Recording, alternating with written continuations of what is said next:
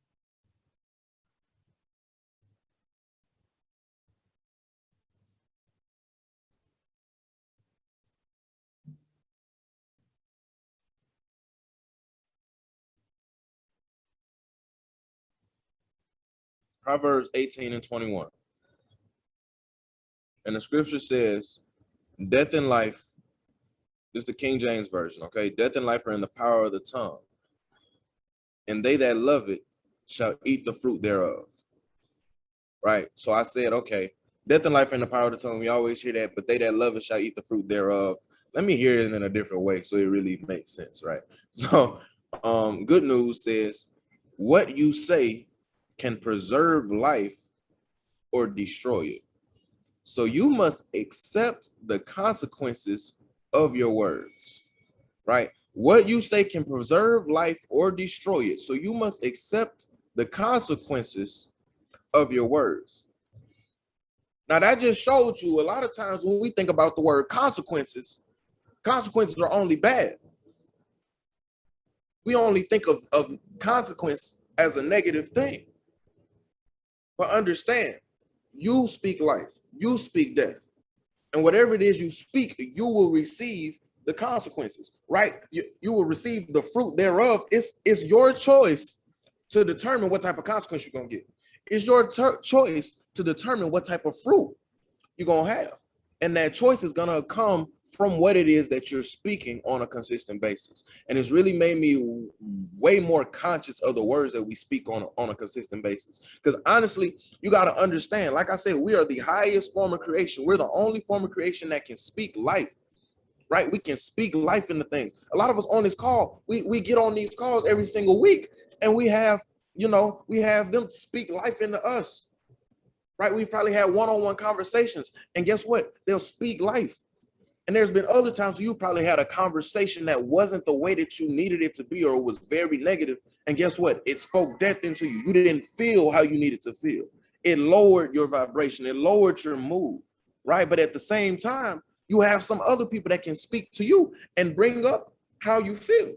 Why? Because you can speak life and you can speak death. So we have to be very conscious, right? Very intentional about the words that we're using on a consistent basis. And if we don't like really get into anything in this lesson, this is the biggest thing that I really want everybody to take out of it. I want everybody to just be very intentional about the words that we speak consistently, because understand that spelling, right? Spelling is how words are created. Words are created by spelling. So when you speak, you're spelling, you're casting spells every time you speak.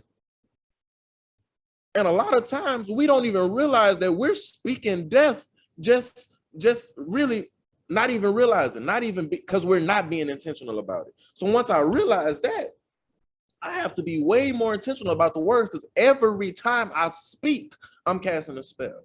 So every spell that I cast, I'm gonna make sure we get some good consequences from it. Every time that I spell, right, I'm gonna make sure that we're getting some good fruit from it, right? So every single situation in your life that you feel like is dead, right? Every single situation in your life that you feel like needs to be revived, you can do that. You can revive it.